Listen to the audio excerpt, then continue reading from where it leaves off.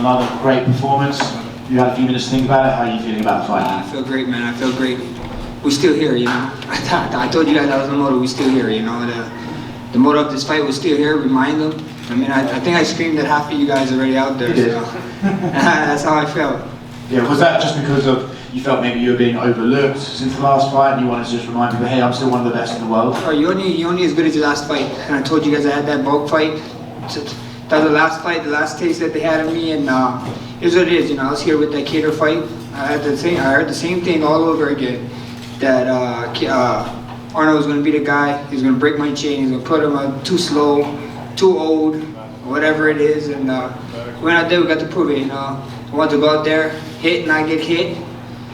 Me and my boy have been vibing out to some Roy Jones Jr. body hit bangers, and forgot to go out there looking good doing it. You know. Do those comments actually piss you off, or do you kind of just understand that's the nature of the game? But when people are kind of like, oh, you're only as good as his last fight, his chin's going to get checked out and stuff, does it piss you off, or how does it make you feel? I just laugh, bro. I just laugh. Half these guys talking about it probably never fought a day in their life, so they wouldn't know, you know? So at the end of the day, it is what it is, you know? I come from this sport.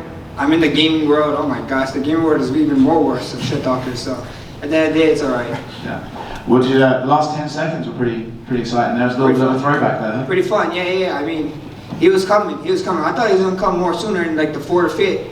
Actually, in the 4th round. After the 3 rounds, I was like, yeah, we're probably up. He's gonna step on the gas pedal now. This is when his inexperience is gonna come. And he stayed calm. He was trying to get in there, but couldn't figure it out. And 5th round, we already knew. I mean, you could listen to my corner, and there was like, he's gonna be coming at you to stay.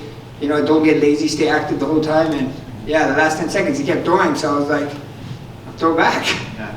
I don't know if they officially ruled the last punch the knockdown. You knocked him down, right? Yeah, I would think so. I hope so. It was a knockdown. It did. I mean, I got to go talk to Des up there, and he was asking why I wasn't talking to him. Allen is the nicest dude ever, bro. Like in between, like after we hit each other in the low blows, he'd be like, "Oh, sorry, bud," whatever. In between the rounds, he's like thumb up at me with a smile, like, "Bro, I can't talk shit to this guy." You know what I mean? He's a cool dude, so. I saw you guys had a conversation backstage. What did you guys say to each other? I told him, bro, you're a legend, you're tough, and we'll probably see each other a bunch of times, so don't worry, bro. Keep training, get hard, and said he wanted to come to Hawaii, show him around, so maybe after our career, because I have a feeling we're probably going to run it back. You've obviously fought like basically everyone in that division. Where does his skills rank up compared to some of the other guys that you faced? He's super good, bro. He's up there. I mean, his IQ is super good, man. I thought he'd be a little bit more inexperienced, but he rang it tonight. He came 5 rounds. I thought so he's going to be way more desperate, but he was super smart. I mean, he got a great team behind him. You know, he got the great Frost in this corner, so the game planning was there, and I think he's up there for sure. And last one for me. I mean, it's kind of a hard question to answer, right? But what is next? You know, is it, hey, I'm going to sit there and I'm going to go after Volkanovski? I have to hope Yair wins. What's the next one for you? I always see what happens. You know, may the best man win. I get to be a fan in that fight in July. But we see what happens, you know. Never say never. We saw, I mean, especially you. You saw the most craziest thing in the sports, brother, firsthand. So I'm sure it'll be all right. Max, was there anything out there for him that kind of surprised you? Like, was he a difficult guy to prepare for? I feel like we had seen him go the distance maybe with some of the lower, you know, middle tier fighters, but then when he got to the top of the division, it was kind of quick fights. So I guess what did you think compared to your expectations when you're in there with him? He's just a smart guy, bro. He's just a smart guy. I think he did really good.